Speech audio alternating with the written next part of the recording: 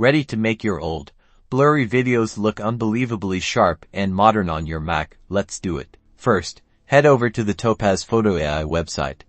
You can find the link in the description below. Once you're there, navigate to the Products section and click on Video AI. This will take you to the Topaz Video AI product page. Find and click the Download Free Trial button. Don't worry, it's a fully functional trial, so you can test it out thoroughly. Once the download is complete, locate the .dmg file in your Downloads folder. Double-click the .dmg file to mount the installer.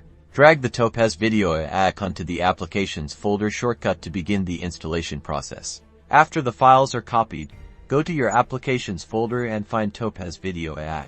Double-click the Topaz Video AI icon to launch the application. You might be prompted to grant it permissions. Just click Open if necessary. You'll then be prompted to log in with your Topaz Labs account or create a new one. If you're new, just follow the simple account creation steps. And that's it. You've successfully installed Topaz Video AI on your Mac.